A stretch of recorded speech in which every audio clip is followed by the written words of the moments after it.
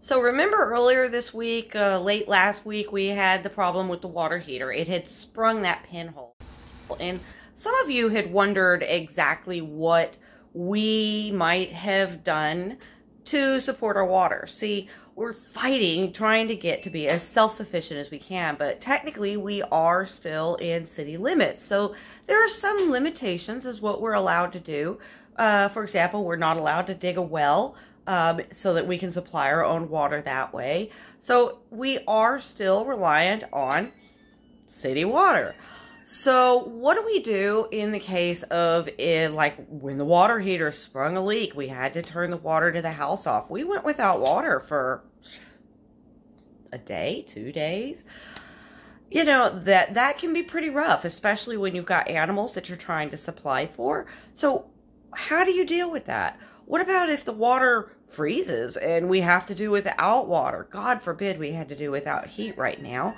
There are solutions for that. We'll look at those in another episode. But for now, I want to show you some simple things that you can do at home to ensure that you have water. Water is the #1 prime need that you're going to need in case things fall apart. And it's something that's very, very important. We take it for granted on a day-for-day basis, but the minute something like the water heater goes out or the water freezes, you know you've got a problem. So you can, of course, buy jugs of water, store them someplace, or you can use the city water and store it up. Other things you can do is catch the rainwater with rain barrels. We actually have a gutter and rain barrel system that we're working to get into place. It's not in place yet. I will show y'all a video someday of that getting put up.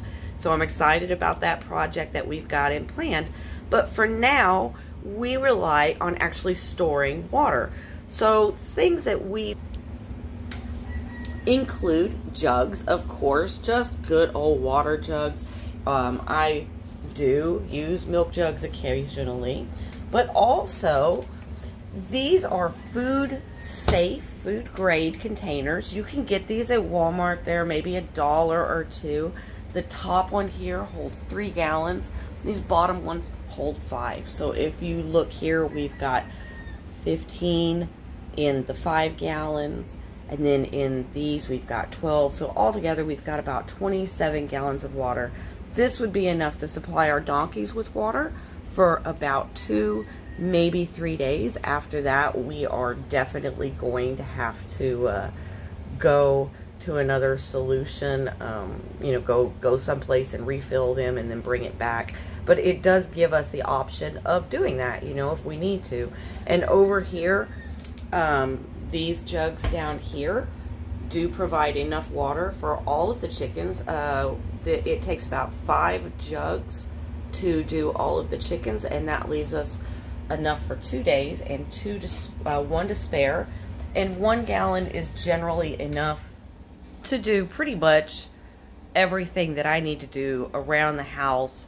If I'm really frugal, you know, we can wash our hands. We can use it to make a tub full of bleach water to at least soak dishes in until we can get them clean, and even rinse the dishes off so that they're not soaking in just nastiness. So on that note, if your water goes out, it's a good idea to have paper plates and plasticware on hand. That does give you the options of being able to not have those dishes. It's not just a matter of convenience. It can be a matter of sanitation.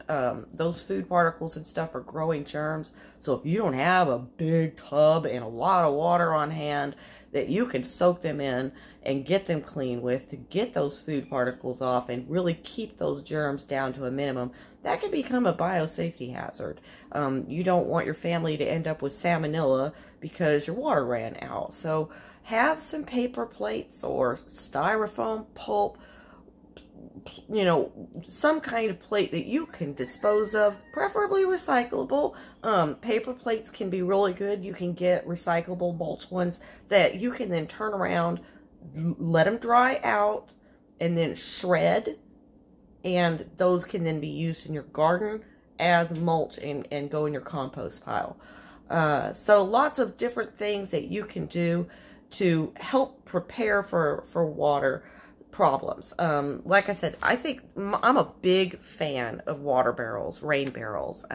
You get a good gutter system. You can put filters on those gutters so that that water is even semi-quasi clean, and then you can boil it for your own personal use, or you can even just screw feeder spouts for your birds or small animals right there in the bottom of it, and don't even have to transfer it from one to the other at that point. So I'm really, really looking forward to getting that system in place.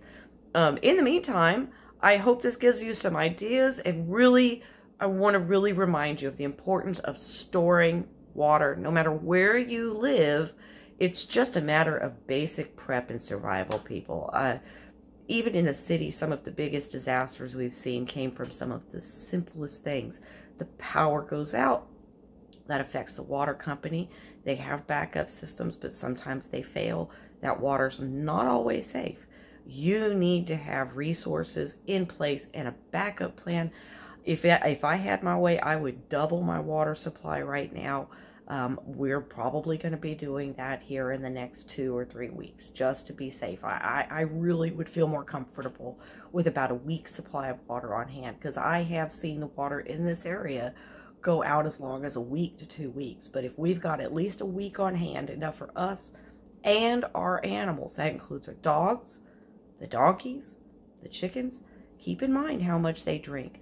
Have that on hand. It's your number one prep and survival supply that you need to store up on.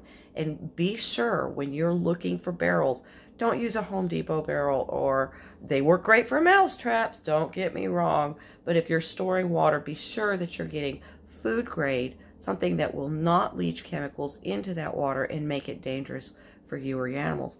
I showed you one that you can get really inexpensively. You can buy them. You can get them online. They do cost a little bit more, but they've never been used. So if you have a problem going to the bakery and getting the frosting containers and reusing those, then you do have options to get unused, completely fresh buckets. But people, I hope this helps you. Have a great day.